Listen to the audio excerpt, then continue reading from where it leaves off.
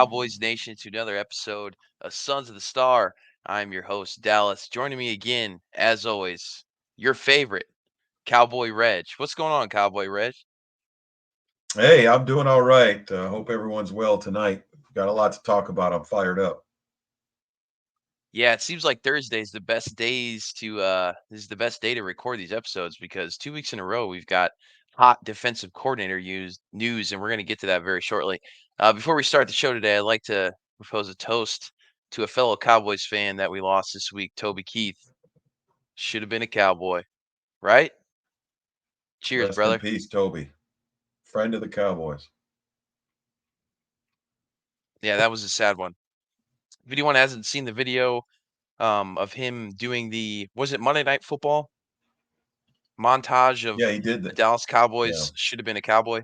Yeah, go check that out. We'll Yep. actually we should post that on Twitter, our X Cowboy Red, since you're the X expert.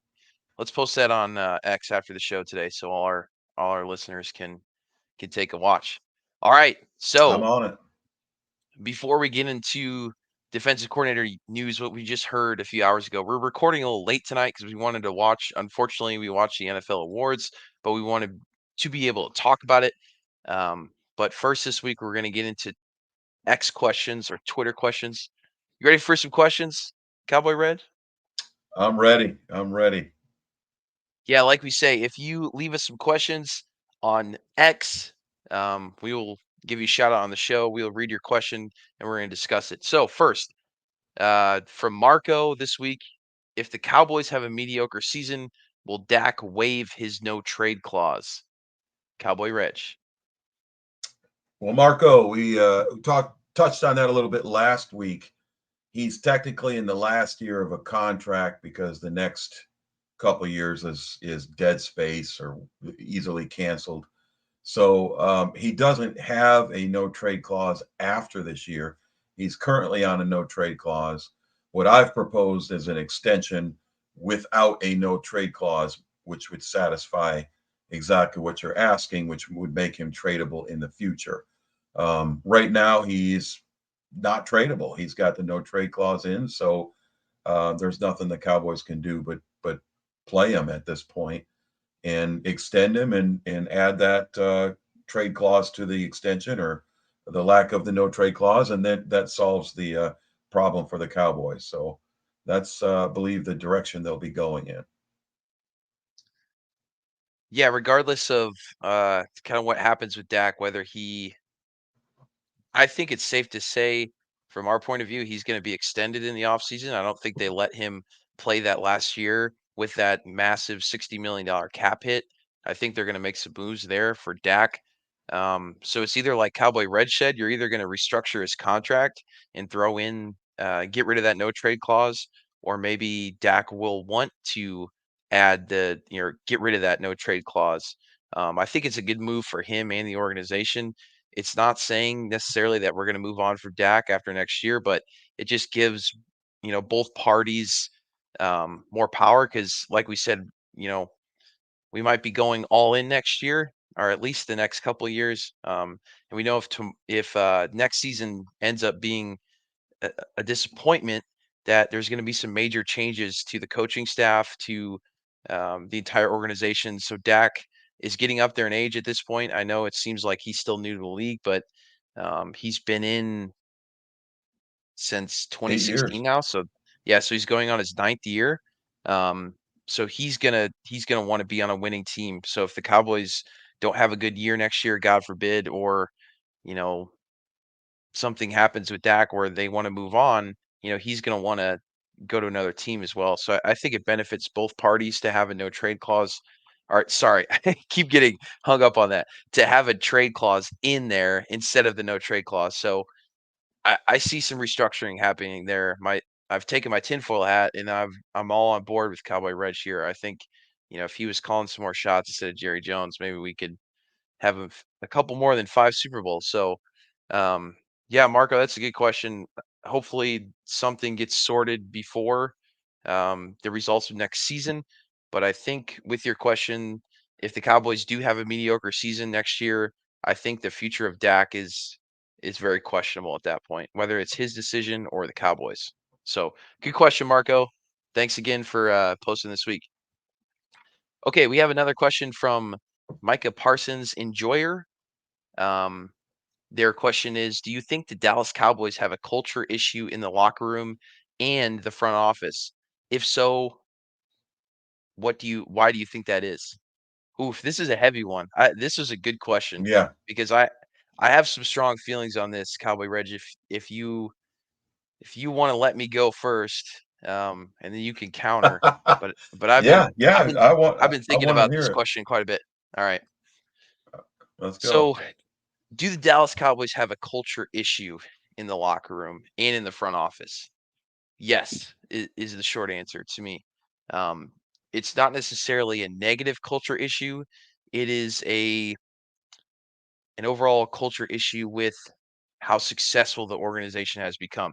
So if you look at, there is a few graphs out there you can look at the exponential growth of the Dallas Cowboys over the past going on 30 years now. I mean, they were worth like lower $100 million in the early 2000s, and now they're up. The franchise is worth $9 billion.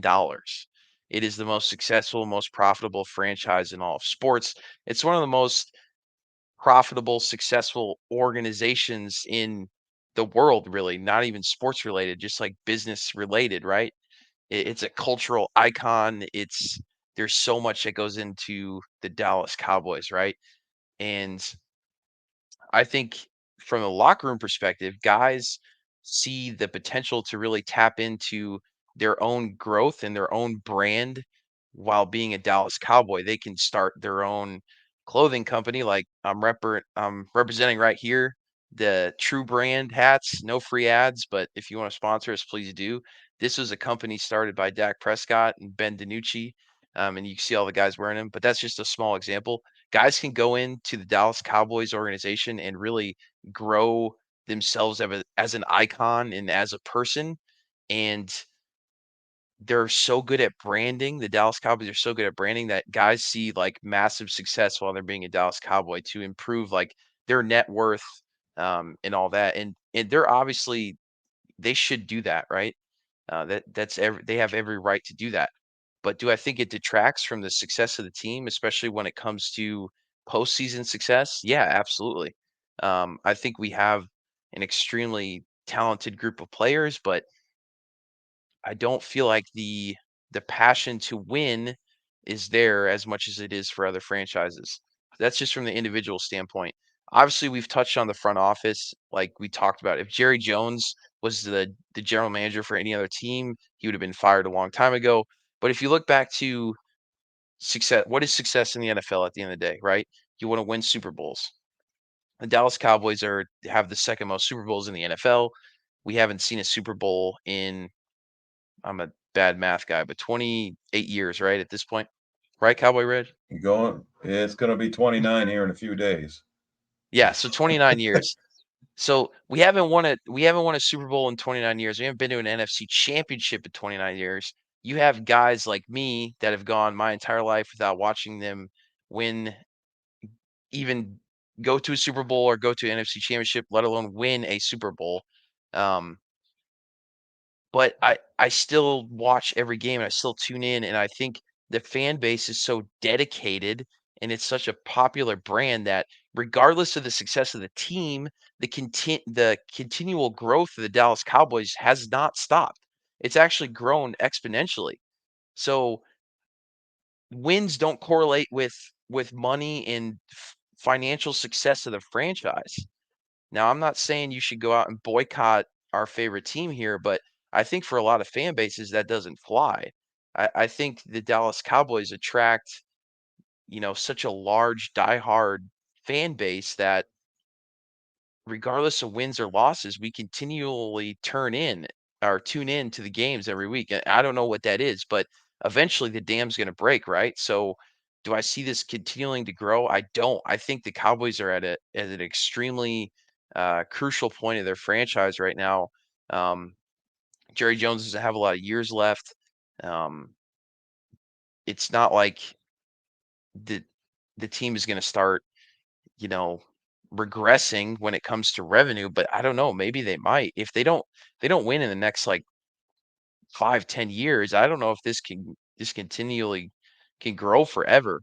So that's my thought on it. That's a very long-winded answer, but I've thought about it a lot, and I just don't think that wins correlate with the fans' acceptance with being a Cowboys fan as much as they do for other franchises. I think Cowboys fans are too dedicated for that, and there's a lot of fans like Cowboy Reg who isn't an old man by any means, but he's seen his team win 5 Super Bowls where I haven't, and the more and more, years that goes on, the less and less fans have seen or even remembered what success looks like to be a Cowboys fan, and that's going to change. So it's okay right now because it's still relatively recent, but in a few years, I worry that the fan base is not going to be as strong and the franchise is not going to be quite as successful.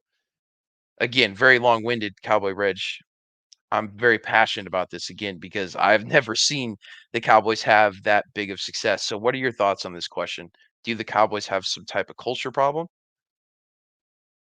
Well, I interpret a little bit different, and I agree with everything you were saying, but I interpret this question as in the locker room, are they are they running kind of running wild for lack of a better term?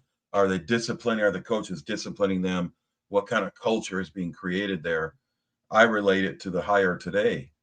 The hire today of Mike Zimmer is someone who is high on discipline and accountability, and I think he's there to change some of that culture. That's the way I don't, not to knock Dan Quinn. I thought he did a great job um, up until the last game, a couple big Mhm. games over the last couple of years. But um, Dan didn't. He was friends with the players. They spoke highly of him because he was their buddy.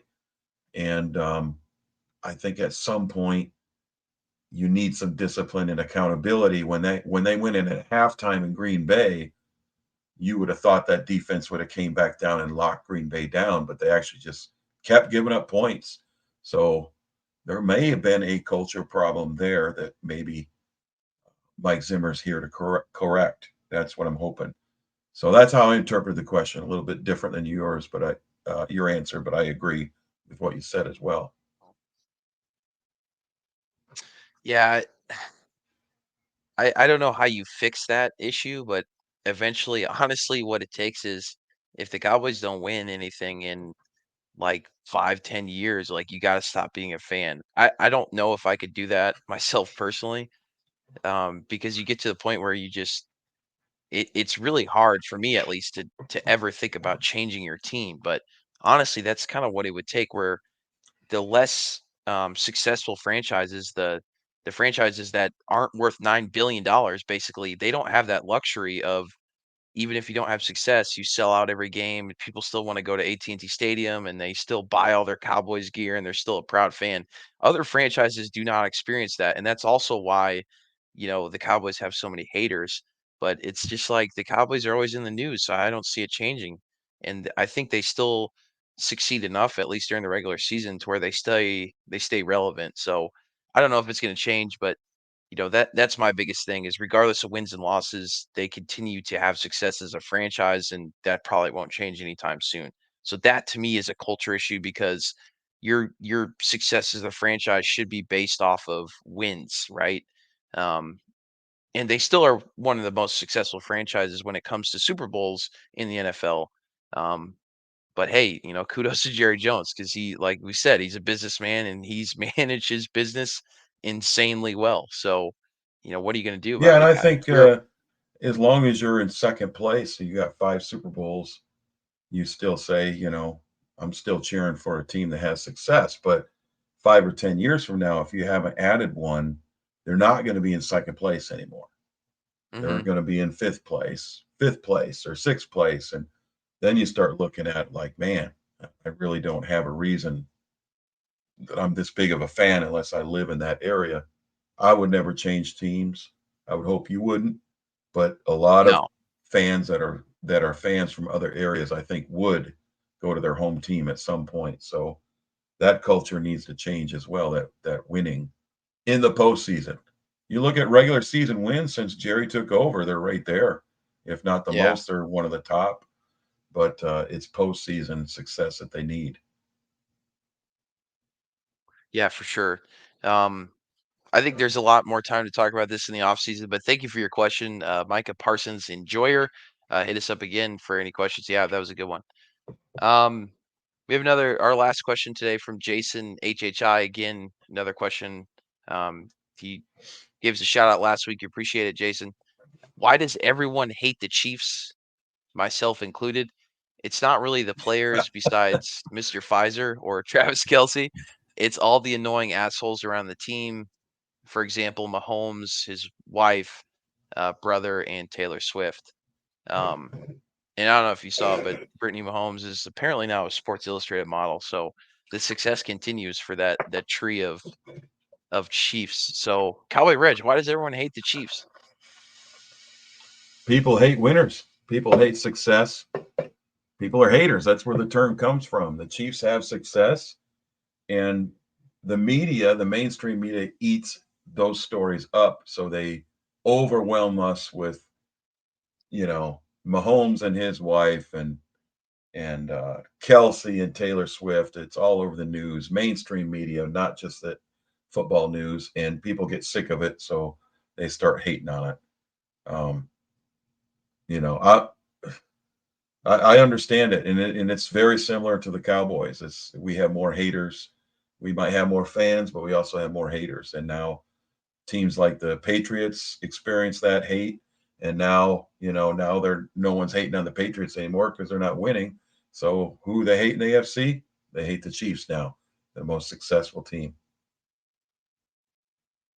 Yeah, for sure. It's always, you always root for the underdog, because it's not necessarily the underdog, but you like to see new faces in there. No one likes a dynasty unless you're part of it, right? And I guess that's why Hmm. you still have those Cowboys haters around, right?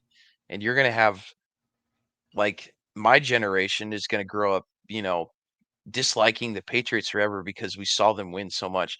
And at the end of the day, you look at it as a football fan, you say that's not fair, right? If you're me and you're a Cowboys fan and you've never seen a Super Bowl and you see Taylor Swift start dating a player on the Chiefs and now, even though she's Taylor Swift, like this year she's a football fan and the first year of being like a really big NFL football fan, you get to go all the way to the freaking Super Bowl and have a very good shot at winning a Super Bowl. And you look at that as a football fan of a team that hasn't done that, and you get pissed off. You're like, this isn't fair. Um, but I think there's been a little issue. Again, it's about growing the brand, right? And like these folks are at the end of the day, they're trying to grow the most you can suck out of the time where you're relevant, the better you're off, like the better off you are. So you got to make that money as much as you can during that time. And this is Travis Kelsey's time right now. And he's milking it for all that it is. So he's trying to grow his brand and as much as he can. He's in every commercial, like the Pfizer commercials, like you mentioned. He doesn't care at this point. He's doing it all. We saw this with Peyton Manning just a few years ago, right? He was just on every commercial, no matter how corny, how terrible the product was, it didn't matter. He was all over it.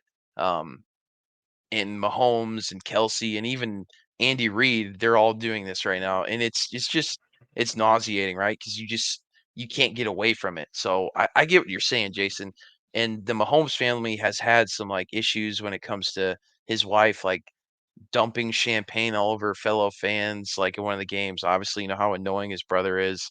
Um, so yeah, it's been a lot. It's just been a lot of in your face kind of nonsense all year, and it takes away from the game, and it's just yeah, it can be annoying, and it just kinda pisses you off as a fan because 'cause you're like, "I just wanna watch football and not."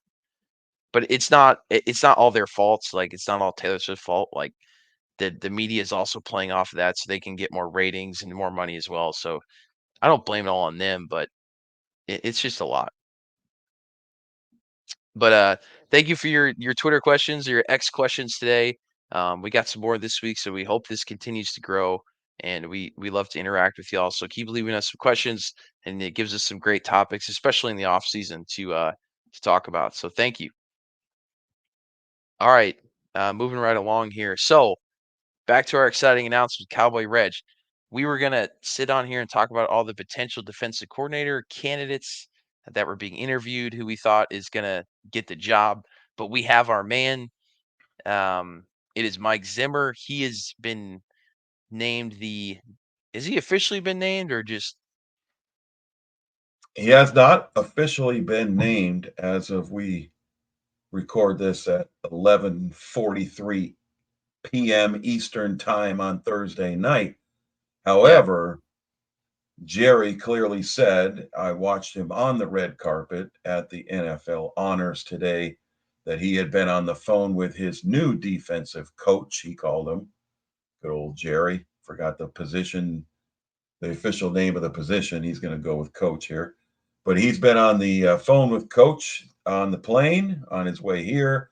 And the reports are flying in, including all the major networks are reporting that the Cowboys have agreed to hire Mike Zimmer, which means they yeah, probably haven't put pen to paper yet, but they're agreed in principle verbally, and it's a done deal. So it's not being disputed. Then, and it's, Jerry let the cat out of the bag, which is interesting. Jerry did on that red carpet, knowing he probably already knew at that point that our boys were getting snubbed in the awards. So I'm going to steal the show, Jerry said.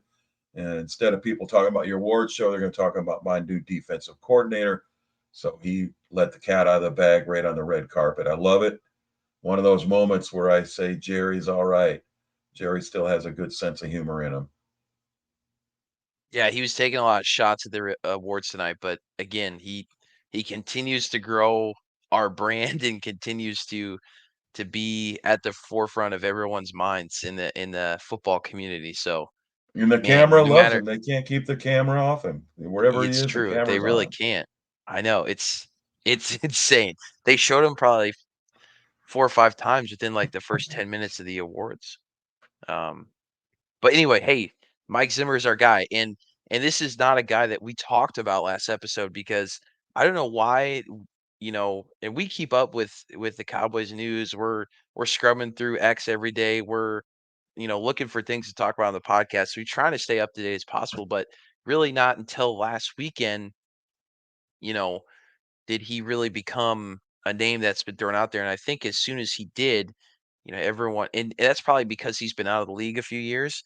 But as soon Yeah, as his name started to be mentioned, I think we were both texting back and forth, saying, "Hey, this might really be our guy." Um, this could work. Yeah. and and It, he is. So he's our new defensive coordinator. So Cowboy Reg, initial reactions. Is this a good move for the Dallas Cowboys? this is, to me, this is best case scenario. We uh we woke up Friday morning. It might have been late morning, early afternoon. Rumors started circulating that he had been reached out to or had reached out to the Cowboys, and they had started to have conversations. And by the weekend, he became a real candidate with an appointment for an interview.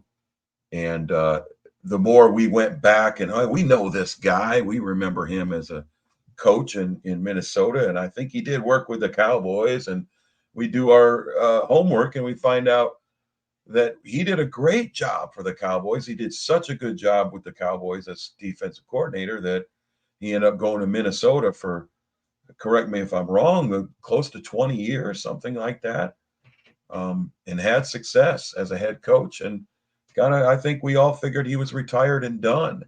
One thing I Yeah. learned this week is that he had been a consultant for Deion Sanders in Colorado, and he stayed around the modern game, and he worked with Deion on recruiting players and signing transfers and doing some Yeah. scouting and advising him. So he's still involved in the game. I feel super confident with him coming in. Yeah, so he was involved a little bit, I believe, initially at Jackson State with Dion, and then yeah, like you said, he might. Mm, So he stayed in the game in hmm some realm. He didn't lock himself in the basement and watch every football play in the NFL for 3 years or whatever the hell Mike McCarthy did.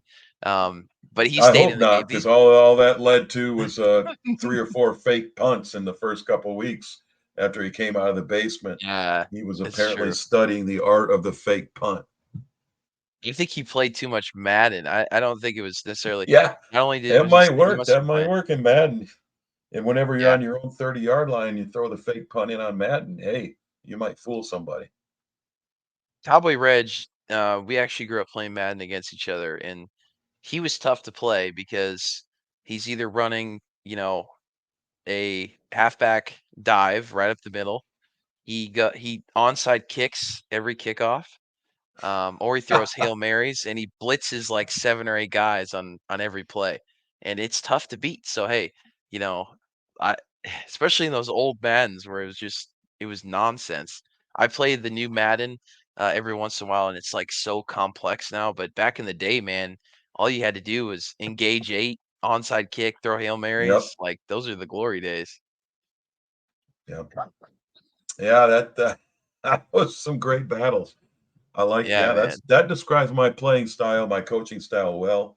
Um, as much, as I joke about Riverboat Ron, I think that was my Madden coaching style, little Riverboat Ron. Yeah. It's tough to beat, man. It's tough to beat. So, yeah, like you said, Zimmer has some experience with the Dallas Cowboys. Not really something I remember, honestly. It was between 94 and in 2006. So, as a young Cowboys fan, I don't really remember seeing Mike Zimmer as the DC. I don't remember that. So when I'm looking up his record, I said, okay, so there's some ties there. Um, so he's assistant coach for the Dallas Cowboys in 94, defensive back coach in 95. He wins a Super Bowl with Dallas that year, and then continues to be the defensive back coach for 4 more years, becomes the defensive coordinator between 2000 and 2006, goes to the Atlanta Falcons for like half a year. Something weird happened there. He goes to the Bengals for about 6 years as a DC, and then he ends up at Minnesota for 9 years as a head coach. Um, just quickly here, let me pull up some stats. So in 2003, as a DC with the Dallas Cowboys, he had the number one defense in yards allowed, number two defense in the league, points allowed. Um, he had a couple 2001 with Dallas. He had another good year with the fourth ranked defense in yards allowed. Um, that was early on. Was He was still a defensive coordinator. He had a couple good years at Cincinnati. They were solid as a team, but had a little bit of struggle there. But that was also like the Carson Palmer Ocho Cinco era. So they had some good teams there. They really did. And he did it. He had a long tenure there with Minnesota. He had some really good years as a head coach. So in 2017, he had the number one defense in yards allowed and the number one defense in points allowed, um, as a head coach. So that's leading the NFL in two major categories of defense. That's really tough to do. So that's really promising. He had some good teams in Minnesota. Had a little bit of playoff success. They lost, let's see, 2017. That they went 13-3 that year. They lost to our beloved The Eagles. Philadelphia Eagles Yeah, in I the conference remember. I remember championship. that game. I was in a sports bar, and I believe Minnesota went down and scored first, and Mhm. They did, said, yeah. "Baby, My this is." roommate in college I think. was a big Vikings fan, so Yeah, I I remember thought, watching that yeah, game too. we're in the money here. We're going to get rid of these dirty birds, but that was it, man. They stopped scoring immediately, and that didn't work out well. That was shocking. Yeah, But hey, what do and you they had a do after you get a great win like that? You get a Super Bowl MVP. What do? Get rid of them, put them on the bench, put in Carson Wentz. That's what I do. never waste never waste time to shit on the Philadelphia Eagles. I love it, Cowboy Rich.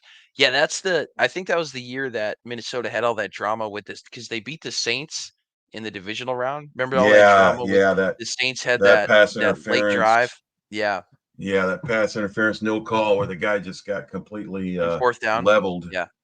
trying to catch the ball, and the ref. I didn't see anything. What's that? $100 bill? Sorry, let me pick that up. No, I didn't Yeah. see nothing. Yeah. Yeah, that's the year. So that was a hell of a Minnesota team. 13-3 with Aaron Rodgers Yeah. still in your division. I mean, hey, that's a good year. Just to put this in perspective, so like I said, he's finished the year at number one in yards allowed and points allowed. Um, so Dan Quinn actually did that 2 times in his career in 2013 and 2014 with Seattle. So he's a guy that has done that before, but with Dallas, in 2022, we're ranked 12th in yards allowed, 5th in points allowed. In 2023, this past year, we're ranked 5th in yards allowed, 5th in points allowed, and in 2021, 19th in yards allowed and 7th in points allowed. Those are his 3 best years in Dallas. So, um, you can obviously tell there just from some brief stats that Zimmer has he has the potential to have more success than Dan Quinn did in Dallas. Just from that perspective. Now, they've both had great success as defensive coordinators with leading those two statistics in the NFL, but Dan Quinn was never able to do that with the Dallas Cowboys. He was only able to do that in Seattle. So again, we've talked about Dan Quinn like really got us I think you could say a few times in his career to a top 10, even on his best years, top 5 defenses, but we've never had a top 3 defense really in Dallas, right? Would you agree with No, that? and the one thing those stats don't show is our inability to stop the run Yep. because those runs might be 3 or 4 yard clips and they're not showing up in those total yards, but they're key yardage that we couldn't stop people on third down over and over again. And that's something that Zimmer prides himself in. And I think he's gonna have some influence on the way we go into free agency. He's gonna have some influence on the way that we go into the draft. And I think he's going to make it his mission to stop the run. I expect us to stop the run next year with him. Big I time. think the defense is going to, I think the defense is going to improve, and we got to hope that the offense hasn't peaked. That would be my fear. The number of Yeah. points they scored and the yards they put up this year, you can't expect them to do that every year. So it's time for the defense, and I think this is the guy they wanted to bring in. They got their guy. I really do. I think this is their guy. They may have had him all along and we didn't know. And they played their Yeah. cards and they played it cool. And I didn't see them really show a lot of interest in anyone else. Yeah, Ron Rivera had 2 interviews. He didn't hear anything come out of Cowboys camp Yeah. praising Definitely. Ron Rivera about anything. They kind of kept it on the down low. And then it was a Zimmer that did the Skype interview. I thought it was Initially, yeah, I Zimmer. think so.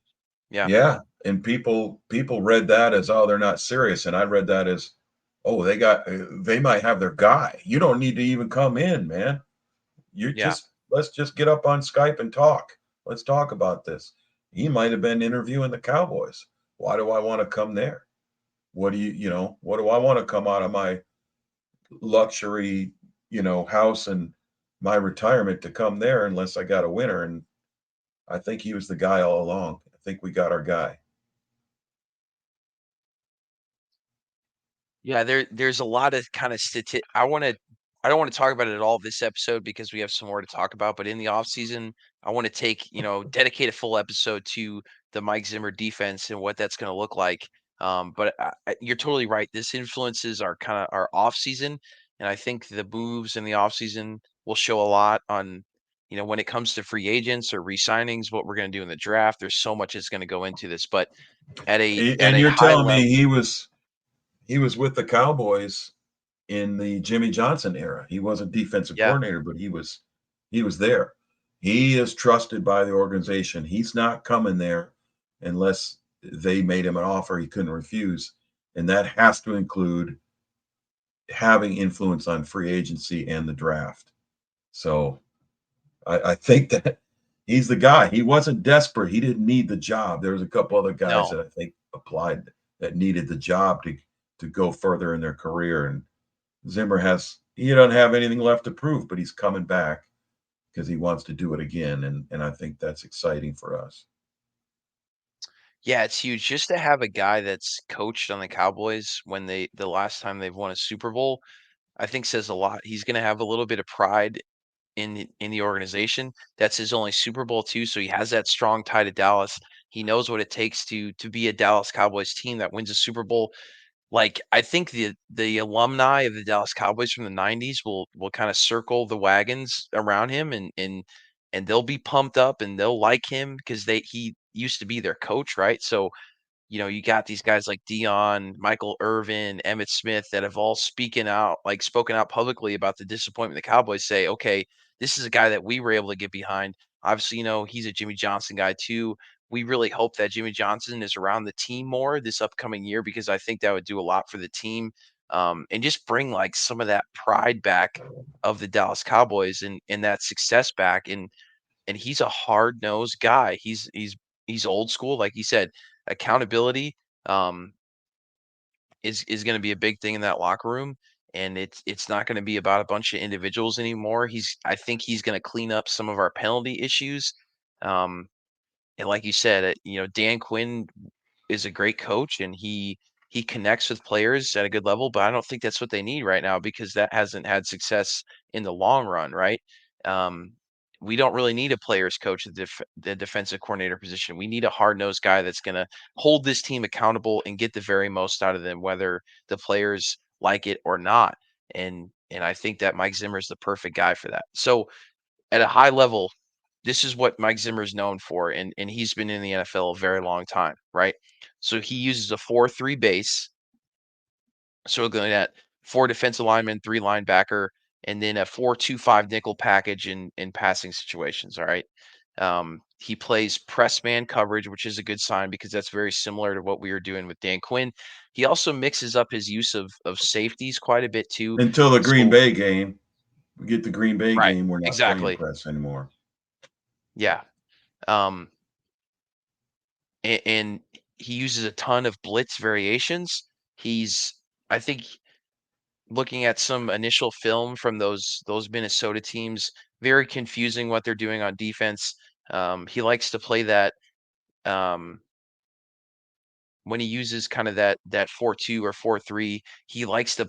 We saw this a lot with Dan Quinn. Put everyone on the line, and you don't know who's dropping back in coverage and who's blitzing. He does that quite a bit too. You also see the safeties and cornerbacks move around a lot on the field. Is what he's known for as well, which can confuse some offenses. Um, you're not going to have two safeties back the whole time and allowing those easy passes down the middle of the field. That's what killed us in the Green Bay game. He doesn't do that. He plays a little more single high safety, which I love. Um, he does a lot. He mixes up a lot of things. A lot of articles out there saying that, you know, he's very open to do different things and mix things up. And I think that people were kind of understanding what Dan Quinn does as a defense. He was good at what he did, but he didn't variate from that very much. So I think that's a good sign. And he has a stop the run first mentality, and he's great. His defenses has all been great in third down efficiency. So they've stopped teams in third down. How do they do that? Well, they stop the run on first and second down. That's how they do it. So all his teams have been great, fantastic rush defenses, right? That's the first thing. Put you in a third and long situation, play tight. You don't know who's coming blitz wise. You're mixing things up and you're going to play tight man. So we're not going to allow any, dunking mesh concepts down the middle on third and long. We're going to stop that. That's what is going to make him. That's what has made him his money so far. So from that level, I think this is a great hire. Um, and hey, we're a good man team. We have a lot of ball hawks on this Cowboys team, so I think that's a good sign too. I wouldn't want some coach coming in and playing like strictly zone defense and changing everything up. I think he's going to change some things up, but I think at the core of this defense, he likes to get to the biggest thing is, hey, what did the Cowboys need? Their number one thing for changing this defense. They needed to stop the run. That was the number one issue they had. They brought their guy in that's going to do that. I think if you just look at that, it's a step in the right direction, right? Absolutely. So, like I said, I want to get into more specifics, maybe bring up some pictures, some more visuals for the listeners, the watchers out there. about some Mike Zimmer defensive concepts. I don't want to dive too far into it this episode, but from a high level, that's what you're looking at here. I think it's a great fit too. It's too bad we didn't, talk about him originally, but when you look at who else is out there, we interviewed Rex Ryan, which I mean, I early in the week, Cowboy Reg, I was scared as hell. I'm like, what are we doing? And it was, I don't know, maybe Yeah, he I mean, wanted to do it and they just humored him. I don't know exactly what happened there. yeah, I remember texting you, said, we already get made fun of enough, and now we got the feet guy coming. We're in trouble for the next few years. I don't know if this fan base can take it. So thank I didn't God know they if I could didn't. have taken it. That would have tested me Yeah, I big time. I bet you he misses the game, and I bet you he wants, he's working around the game being a commentator and talking about the game. I bet you he misses the game. I bet you he reached out to them, and Jerry knows his family well from working with his brother, and I think Jerry gave him Yeah, the interview out of respect. So for they sure. might have delayed the process a little bit, but I think Zimmer was their man all along. They got the guy they wanted. I think you're right. I think some of the other ones are just everyone interviews, a big pool of coaches. So hey, at the end of the day, there's a little bit of drama. There always is. We got our guy. I'm confident, right? Um, the other coaching news out there. So Al Harris is not going anywhere. All signs lead to Al Harris returning next year, which is great news for us, man. I'm really happy about that. Looks like Yeah. Quinn tried to poach him. So as much respect we want to give Quinn, remember he is the enemy now. So you got to be careful with that. Um, looks like they tried to bring him in. The Cowboys denied um, the Commanders giving to interview Al Harris. So what does that tell you, Cowboy Reg? Are you happy about that? I'm happy about that. Oh yeah. I'm very happy about it. And for a while it kind of felt like we were being taken advantage of by Dan Quinn with his little, sneak out the back door to take this job, and we say all these nice things about him, and then, oh well, hey, Joe Witt Jr. is off the table. He didn't even go. I mean, he was going to be interviewed and left before the interview. So that Yeah. was a little bit shady. And then after that, they're not allowed to interview other coaches, from what I understand, because they had already taken one. And Hmm. so they asked for permission, and we denied permission because, hey, there's other, now they're over there hiring Eagles coaches, but I just went to Twitter a So while weird. ago and asked the question. Honest question: does the Commanders organization realize that they are allowed to hire people outside of the NFC East? I'm not sure they understand that rule. I know they're all newbies over there. Everybody's getting their first job and first ownership, but yeah, you are allowed to go outside the division to hire coaches, just so you know. Yeah, it's weird. Cliff Kingsbury is a good hire. Well, I mean, you think he is. There's a reason. He was one of those guys that great offensive mind, um, gets a head coaching job, flops pretty big time in Arizona, and then ends up down in college. They probably brought him up. Honestly, they probably brought him up a little early. I don't know what's going on with Washington. I don't even want to get into that, but just a reminder out there. Hey, we're not out here to bash on Dan Quinn at the end of the day, but he is one of the enemies now. So this is a very cutthroat business, and he tried to cut our throats many times in this process. So we got to be happy with what we got. Like you said, Joe Wood Jr. is going with Dan Quinn. We kind of already assumed that. Hopefully, Al Harris gets that kind of promotion that keeps him around for a while. Um, Yeah. I think he's going to work well with Mike Zimmer being a former defensive back coach. And there was a quote out there, I'm not sure it's true, but they asked him why he didn't go to Washington. He said, "Well, Washington doesn't have Trayvon Diggs and Deron Bland." So I hope that was a real quote because I thought that was pretty badass, Yeah, and that no, I he's believe that. I believe I that do he too. he loves his defensive backs. That's his passion. All these people on X talking about why didn't he get an interview? Why didn't he get an interview? I I'm under the impression he did not want the job. Yeah. It's not his thing. It's not what he came. That's not his coaching specialty to sit up in that box and call plays. He's down on the field. He's getting in guys' faces. He's high fiving guys when they make plays. He's down there on the sideline. That's where he wants to be. There, I don't believe he wanted that job, and I don't believe he feels disrespected. I think he's happy that the Cowboys fought for him to keep him, and I think Zimmer is going to love him, and they're going to work well together. The only question is he going to move up to that assistant defensive coordinator title, or is Yeah. he is can he do that and continue to work with the backs? Because I think we need him to work with those backs. There's a reason why we're getting all those turnovers, pick sixes, Yeah. because he's part of that reason, and they want to play for him, and I think he does a good job. I hope he keeps that influence on the backs wherever they put him. Same. Yeah, I couldn't agree more, Cowboy Reg. I hope you're right, but I think no matter where he ends up, we're just, like we said weeks ago, we just really want him to stay with the Cowboys organization. Looks like he's going to stay, so I think that's a huge positive for us. So, hey, we're going to put a bow on it, but Mike Zimmer is our new defensive coordinator. We got our guy. Time will tell how it'll turn out, but I think we're all happy that, we have some answers here, right? So, that's our coaching news for the week. I don't think much is changing within this next week, but if anything does, we'll let you know. So the NFL awards ceremony tonight, we're recording a little late because we wanted to watch that.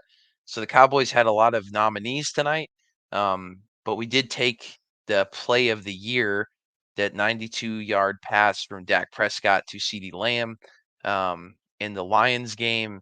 You can remember, I think they said Dak ran for 16 yards scrambling that play. And that play was so ridiculous. I remember watching it live. If you were watching it, I'm sure that's going to stick in your head for a long time. But that play was electric, and I think that was definitely deserving of being the play of the year. Yeah, I watched that play obviously live, and I said that's one of the best plays I ever seen. I Yeah, said it that that that was was it it. was It incredible.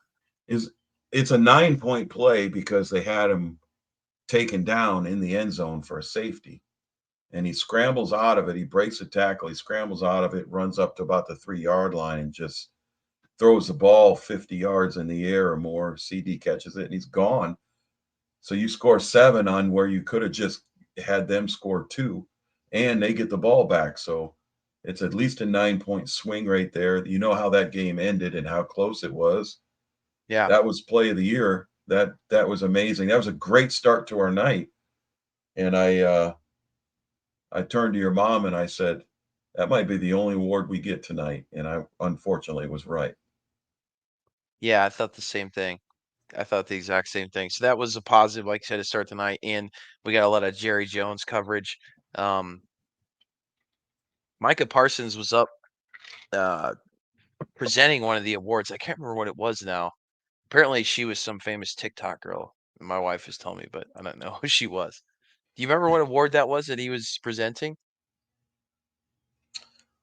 No, it wasn't. It wasn't defensive player of the year because he was up for that. So it was. It was. It might It have. might have been one of the Was he up rookies of the there year. during rookie of the year? Yeah. Yeah. Yeah. Well, I'm okay with So that. I thought C.J. Stroud deserved that. I'm good with that yeah, award. 100%. Yeah. So um, let's get into it. So let's talk about the sections where the Cowboys had candidates. Defensive Player of the Year, Deron Bland and Micah Parsons were up for it. They didn't get it. I wasn't too necessarily upset with this because I don't think Micah put up great numbers down the stretch. He was pretty front heavy. Um, but also I thought there were some candidates out there that were kind of left out that I thought probably deserved the award. And I don't know, Miles Garrett, it felt like he won it because he's never won it before. And if you look at him and Micah's stats side by side, Micah should have won that award. So if you weigh it against Miles Garrett, I mean, other than having more forced fumbles, that's about it. But there's a Yeah, lot of and guys out. I feared. I was afraid and predicted that Garrett would win it, but I think Deron Bland got the snub there because Yeah, over no Micah, I one would agree. in yeah, no one in the history of the league on defense has taken the ball to the house as many times as he has in 1 year. He had the single best pick six season of all time. Those are points on the board. I mean, sacks are great. Forced fumbles are great. That's all great. Those aren't 6 points. This guy's Yeah. scoring points on defense. I don't understand why he wasn't. I mean, if you looked at the Vegas odds, he wasn't a bet you would take because he was down farther on the list than you would expect. And Yeah. I thought he should have been. I thought he should have won the whole thing. Honestly, not Micah. I thought it was Bland.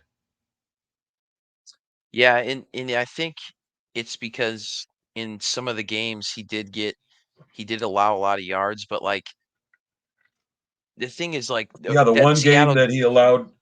Yeah, he allowed all those yards in Seattle game and then gets an interception to win the game.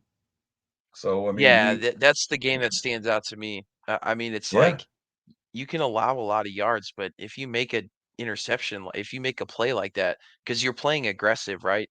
Um, but shit, I mean, if you allow 50, 60 yards or even 100 yards, but you get a pick six in the game, to me, that cancels out. Even if you get an yeah, interception, um, specifically in that Seattle game, he had the yeah. guard. I think he was on Tyler Lockett all night, right? Or DK No, Metcalf. he was on Metcalf. Metcalf went Yeah, off. I mean, the guy's he's on like, Metcalf, one of the best wide receivers in the league. And like you said, he yeah, ends the and game with an interception. So to me, it doesn't yeah, matter how many yards you give up. It's, hey, if you don't get that interception, what's the impact of that game? Well, the Cowboys might lose that game, right? What does an yep, MVP yep, mean? If we take you off the team, how valuable are you to that team? So yeah, I think Bland is the bigger snub than Micah, but I didn't think he was getting it either. Also, his stats were a little front heavy. Towards the end of the year, he didn't have any pick sixes. Maybe if he has a couple at the end of the year, maybe he gets it. But yeah, yeah, I mean, to me, I could see Blaine winning that award. But that's too bad. Offensive player of the year, we had Dak and CD. Neither one of them won that either. That went to Christian McCaffrey.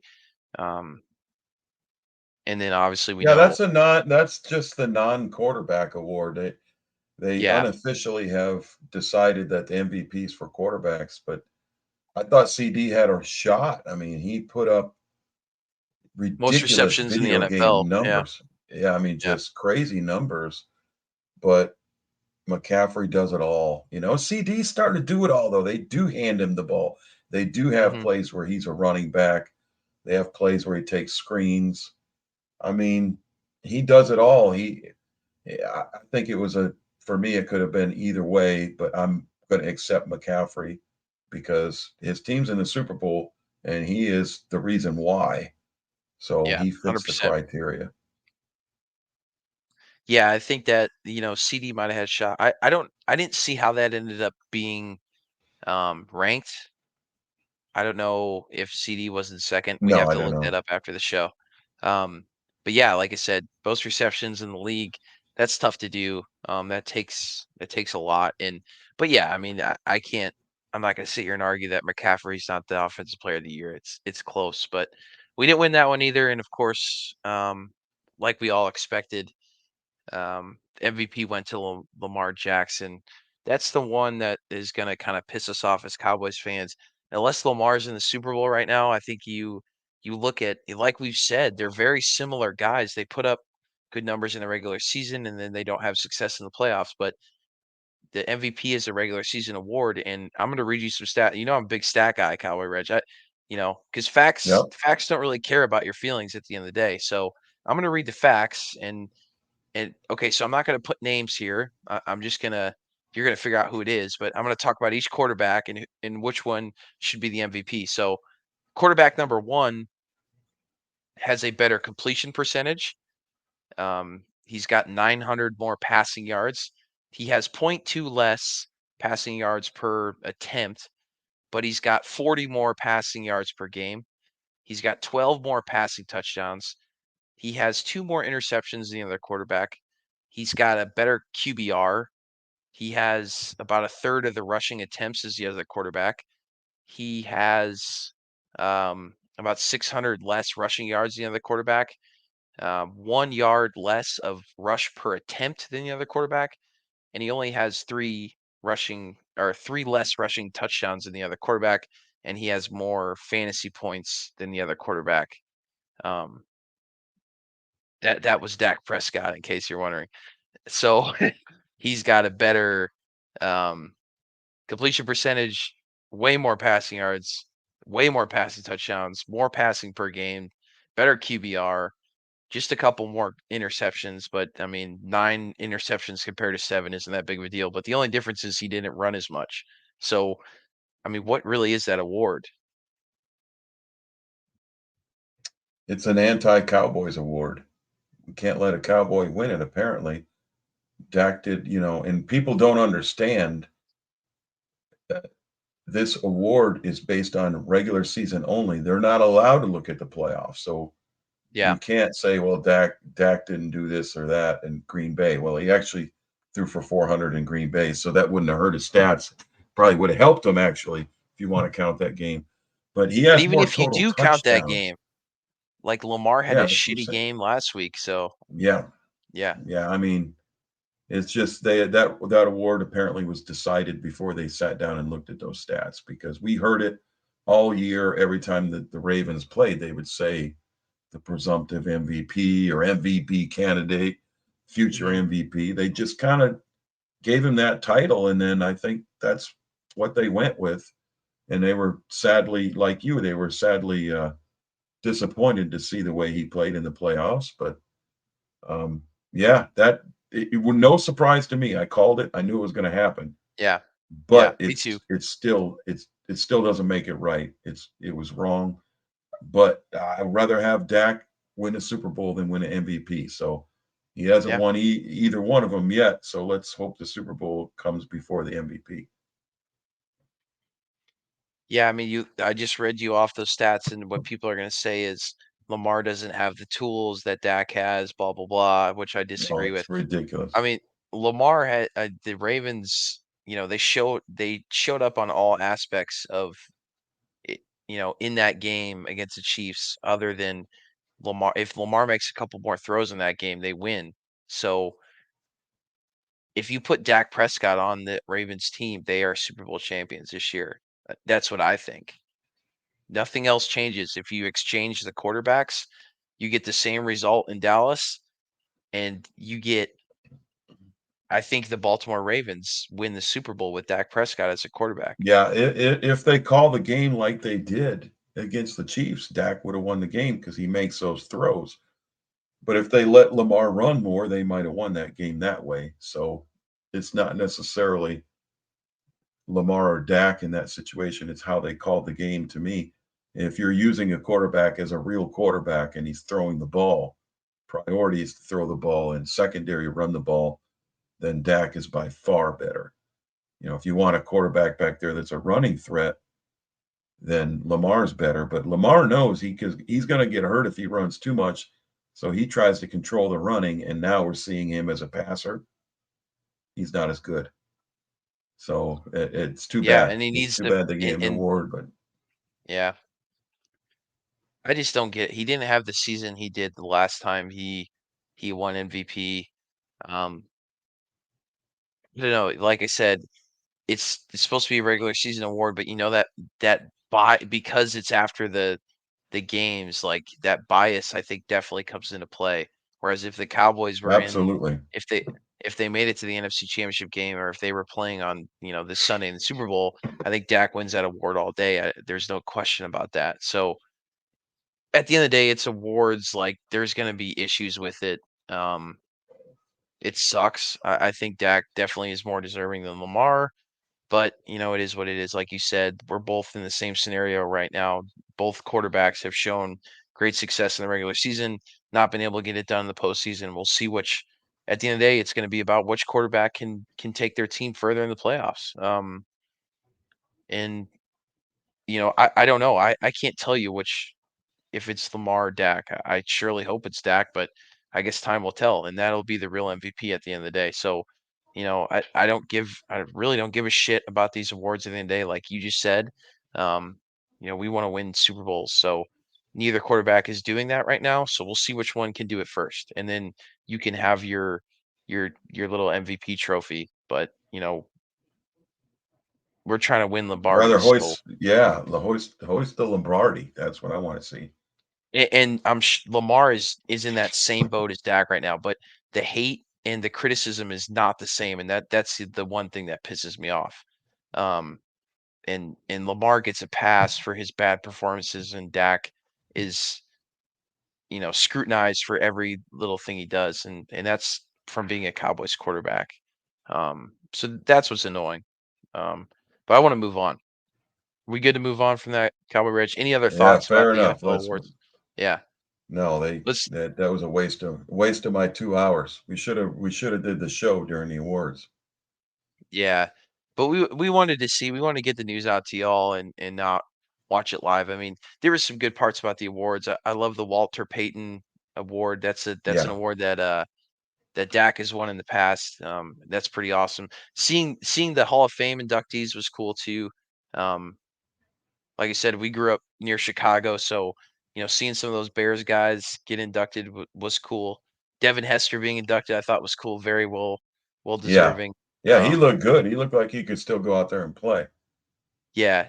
My wife didn't know who he was, and I was like, "This dude took the opening kickoff in the Super Bowl to the house." That was like this Yep. still one of my like favorite memories of watching football as a kid because it's like there's so much excitement about this. The Super Bowl just kicked off, and you expected the kick to go in into the end zone, and the guy to take a knee, and he freaking takes it to the house. That was awesome. I mean, they ended up winning the game, Somebody but that got was one of rich my on that play. You would yeah, have put big time, that bet on big Vegas, you'd be time. a rich man. Whew. Yeah. So that was cool. I know there's some other inductees. Who were some of the other ones? Names Well, slipped you had the other. the Bears Oh, defensive player. Yeah, Dwight Freeney Oh, too, Dwight which was Freeney out pretty. of the Yeah, Colts. that was a good Yeah, one. Yeah, he was a legend. I mean, for those really good Colts teams. I mean, we obviously disliked them, but he was that was a badass. Julius Peppers got in, another fantastic defensive end. So it was good to see for sure. A lot of those guys. yeah. All right, we ready? Steve McMichael. Steve McMichael Yeah, that was the other was bear. in, Yeah. but he couldn't be there for health reasons. But that was Yeah, good. He was part he of was the part of the 85, '80s, the '85 team, yeah. 80, yeah, the 85 championship team. Mongo, and he was a professional wrestler and announcer for WWE, which was WWF back there. Steve Mongo McMichael.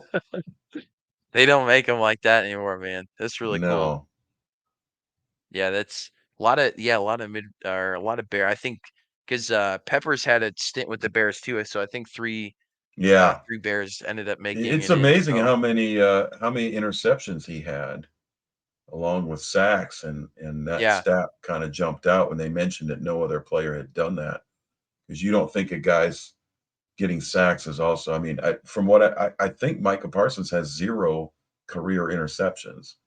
So, and I think you're and probably right, Peppers yeah. was able to get quite a few. So that's amazing. Well deserved. Yeah, for sure. I'm really curious what Devin Hester would do with like in a modern offense. Like they never used him as much as they should have. Obviously he was Yeah. a wide receiver, but like they really never. I think they tried towards the end of his career, but like they didn't do much with him other than that. Like if you put No, and him, then we started to do that with Turpin a little bit this year, and the plays they were calling for Turpin, a couple sweeps, couple runs, couple screens, couple it's passes over the predictable. middle, and that could have been something they could have done with Hester back then, but he made such an impact just returning punts and kicks, because back then the kickoff was from further back, so the touchbacks Yeah, weren't as they weren't as common as they often. are now. No. And you could maybe kick it 2 or 3 yards deep in the end zone and hope the guy kneeled, but if he did, you just get it at the 20. So Hester just said, "Screw it." If he was within 5 yards of the end zone, he took off. And man, he knew where the holes were, and no one was going to catch him if he broke one.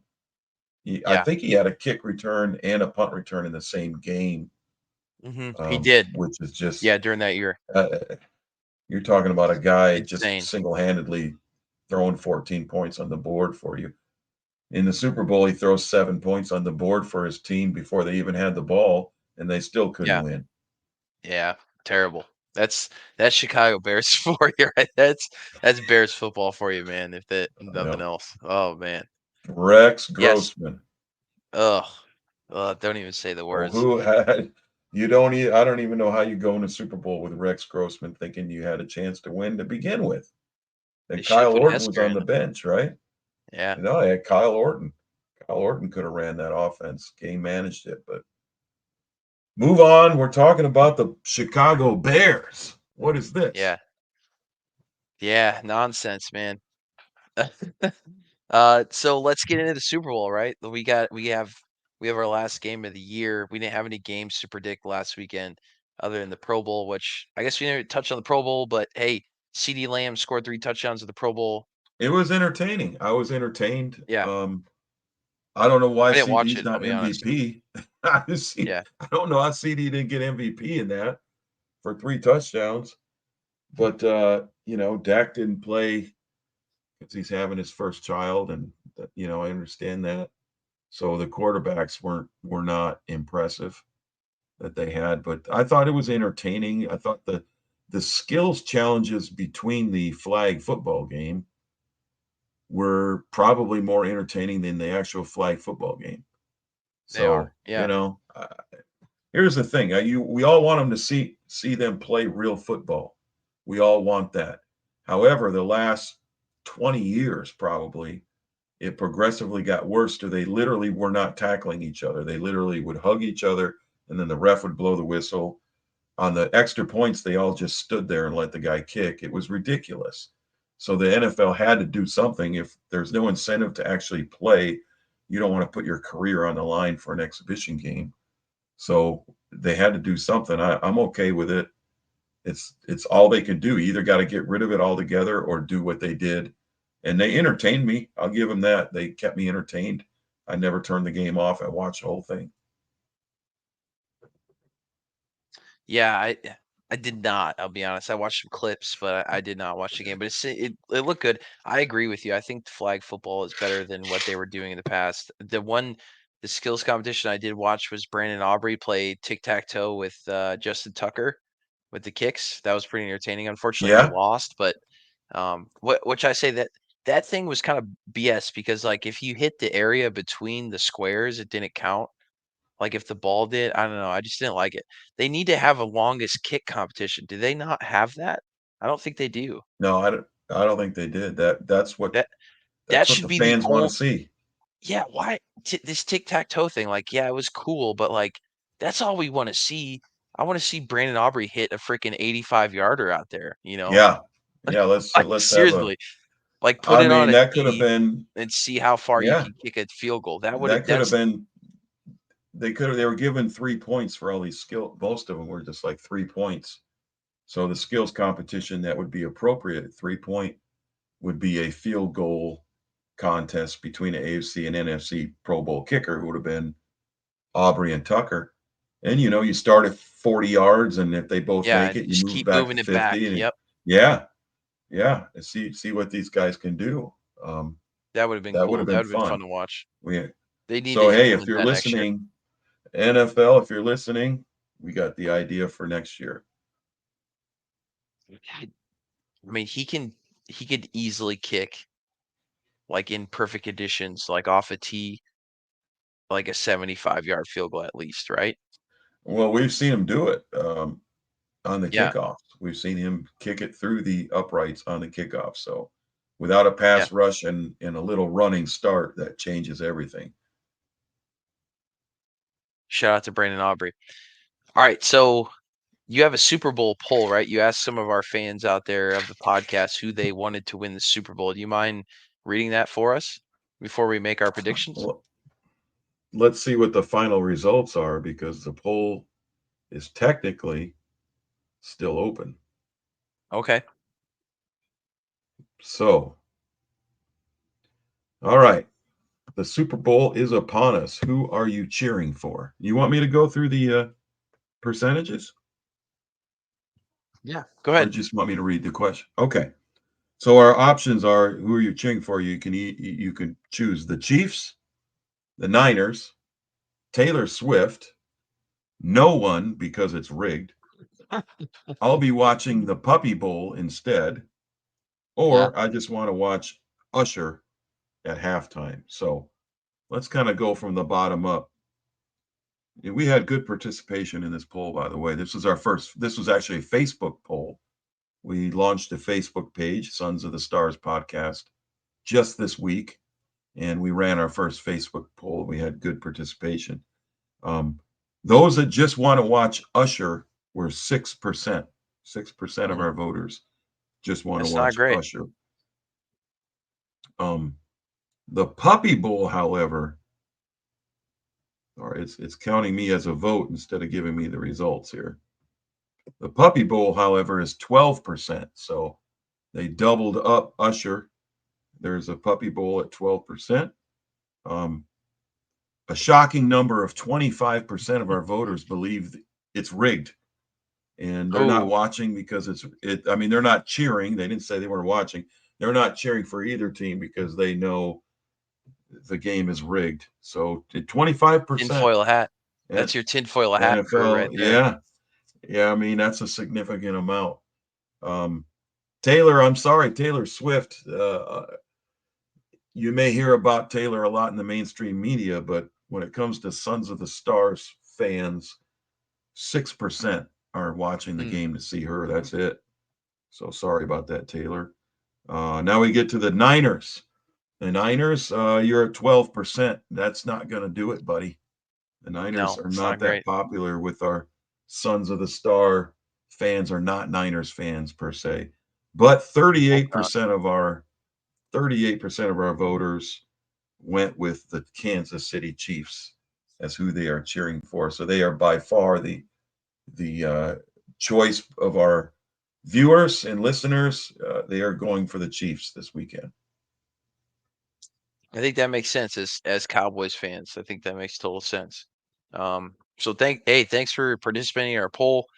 I like it, Cowboy Reg. A lot of options out there.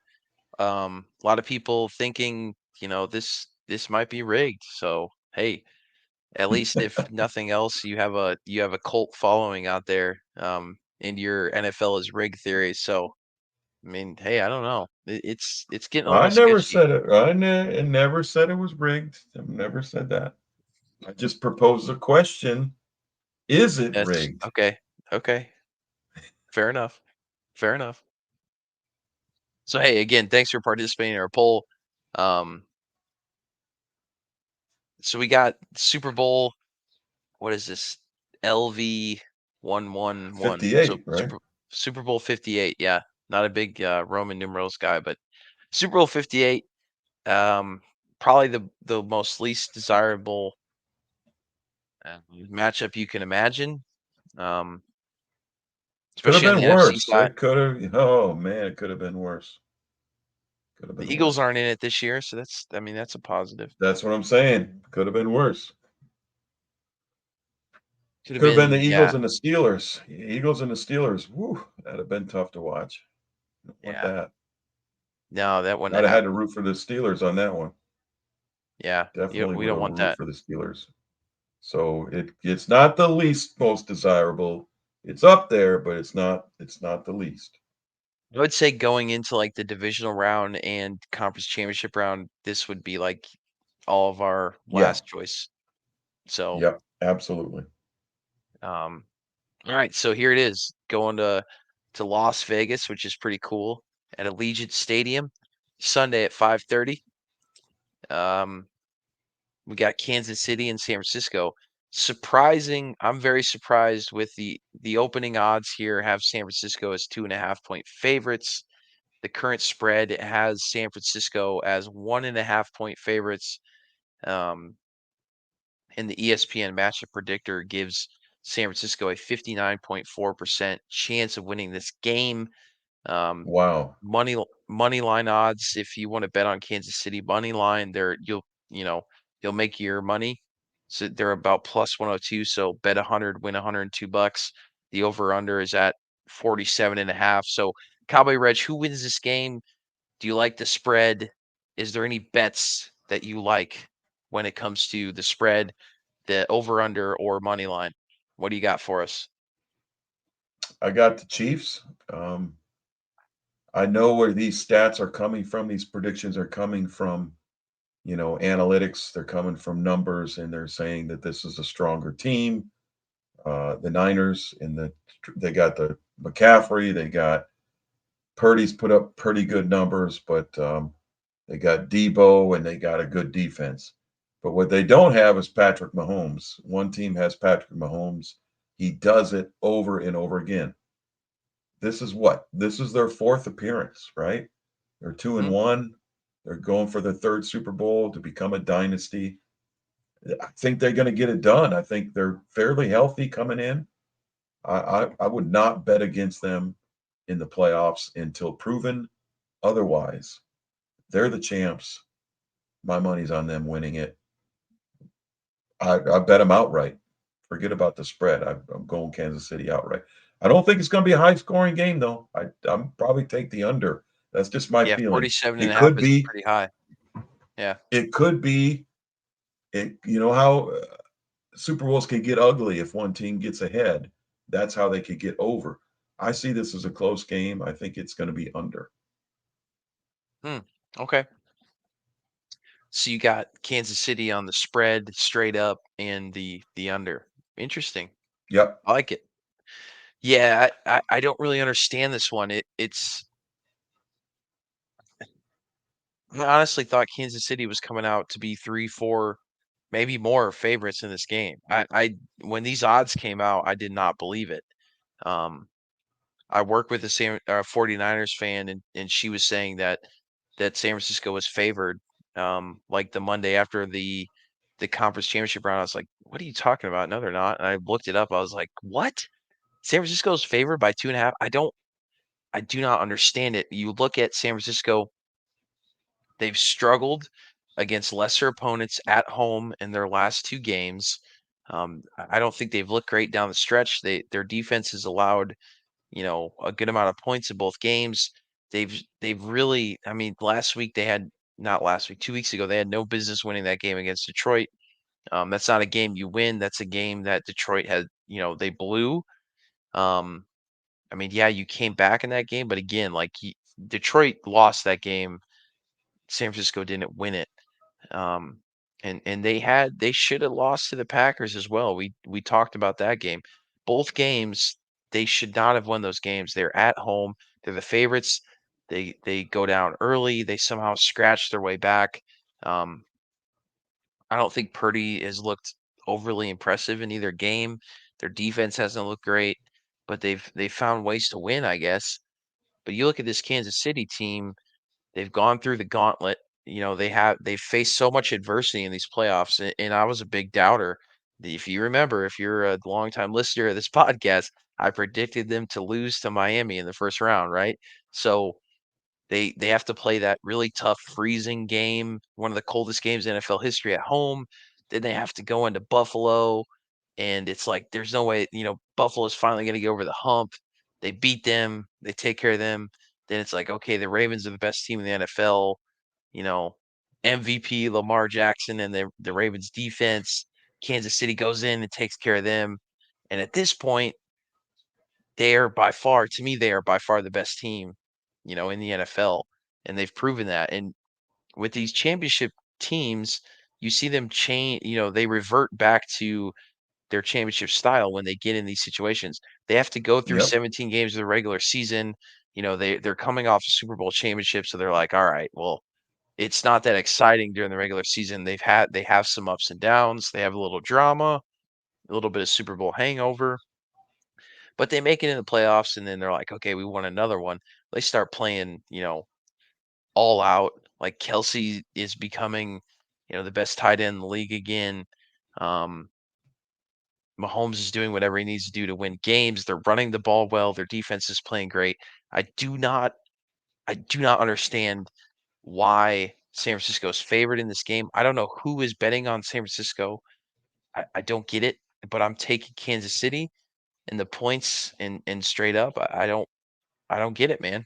I don't understand why they're underdogs in this game. I can't wrap my mind around it.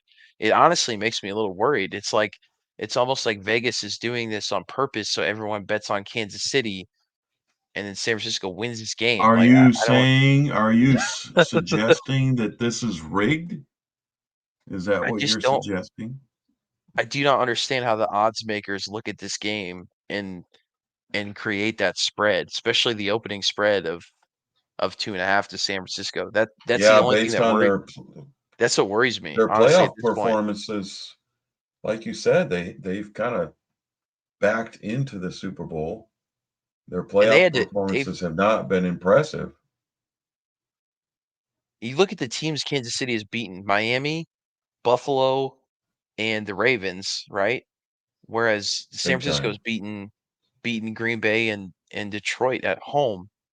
And 2 out of 3 of those wins for Kansas City have happened on the road. I mean, they've been tested more. They've looked better on both sides of the football. Like, man, I don't get it. And I And don't they're see this. then they're the current champs. They're not going to be nervous. They've done it before. They just did it last year.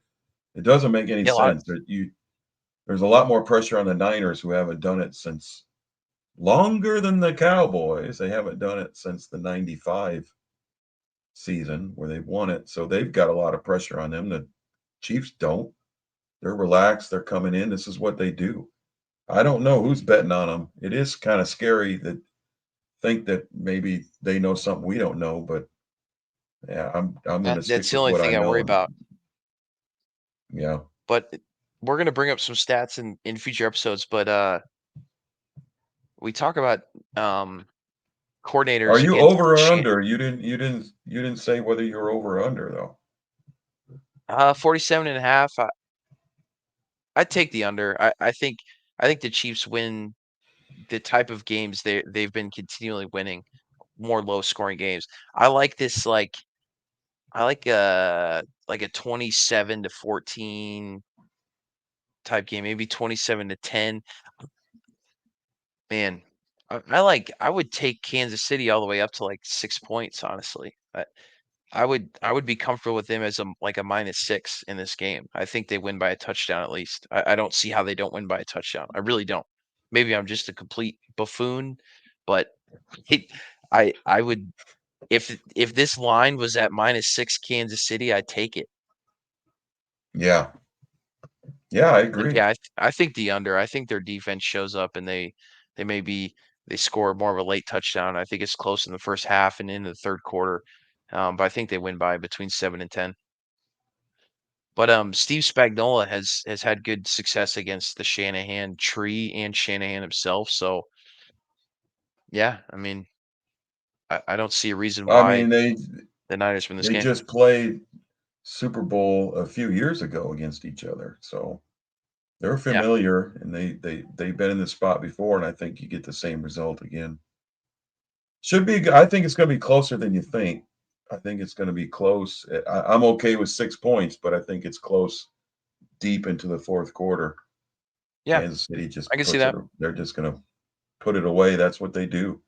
They know how to run the clock. They know how to run the ball, pass the ball. Mahomes doesn't turn the ball over in the postseason. It's amazing. Right. In that last game, he just literally ran an entire half of clock for them to win and never threw anything, any risky throws. The biggest throw they made in the second half was to ice the game when it was a short yardage situation, and then they throw it up. Brilliant. Yeah, I mean they've looked good. They've done whatever they need to do to win, and yeah, I just unless San Francisco comes out and starts gashing them on their offense starts showing up, man, I just don't see how they win this game. And I'm a San Francisco. I don't like them very much, and I'm rooting for the Chiefs. But when I look at this game, I can't see it. If you're a San Francisco fan, I don't see their path to success. I don't see a path to victory. I don't. But hey, I've been wrong before, and I might be wrong again. So hey, yeah, Super Bowl this weekend. Hope y'all enjoy it. It's obviously another year without the Cowboys in it, so that kind of sucks. But hey, we have some good news. There's a lot of buzz going around the Cowboys organization right now. We're all in, right? Cowboy Reg, we're all in. We're all in with We're all Zimmer. in. Zimmer the We're the the real winner. all in. We're not the Jerry all in. We're the real all in. We're all in. Yeah, for sure. Yeah, we have an exciting offseason to talk about. So this is, enjoy the game Sunday. It's our last day of football for shoot, man, like 7 6 7 months. So it's gonna be, we're gonna be in like June, July. We're gonna be miserable. We're gonna be wanting football. So even though it's not the most exciting matchup, trying to enjoy it. And hey, we're going to be here for you all off season to talk about all this news. We're excited about the new hire with Mike Zimmer, and we appreciate your questions on X. Please give us a follow on X. Subscribe to our YouTube channel. We really appreciate y'all. Leave us some questions. Leave us a review on Spotify. We're loving pushing out these podcasts every week. We have some exciting stuff coming down the pipe. We're going to collaborate with some more Dallas Cowboys podcasts out there for the draft. So hey, there's a lot of exciting stuff coming up for the Sons of the Star podcast, and we appreciate you listening. Any final thoughts, Cowboy Reg, before we sign off tonight? Yeah, exciting times are ahead of us. We're growing. We're getting more followers, and we're trying to get better at what we do. And we're going to keep you guys informed throughout the off season. This is not going to stop. There's always news. We've got some great ideas. We just haven't had time to run them. So this off season is going to be entertaining, and we're going to be able to roll those things out, those ideas that we've had. So stay tuned. Next week, we get to talk a little bit about what happened in the Super Bowl. Looking forward to that. And then we're going to be talking draft and free agency. And we got a lot to talk about in the future, guys. Get ready. Just when I thought I was out, they pull me back in. That's what the Cowboys Always. do, right? So, like I said, Yep. we're gonna find something to hang our hat on. And right now, this is the new the Mike Zimmer era 2.0 of the Dallas Cowboys. So, like you said, exciting times. We have a lot of talent coming back next year. We're gonna get to talk about free agents. Now that the coaching job is over, we're gonna get to talk about free agents and draft picks coming up. So we will be back next Thursday with another episode of Sons of the Star. Again, follow us on X. Give us a subscription on YouTube and give us a rating on Spotify. We thank you again for listening. Y'all have a good night. Go Cowboys. Good night, fella. Go Cowboys.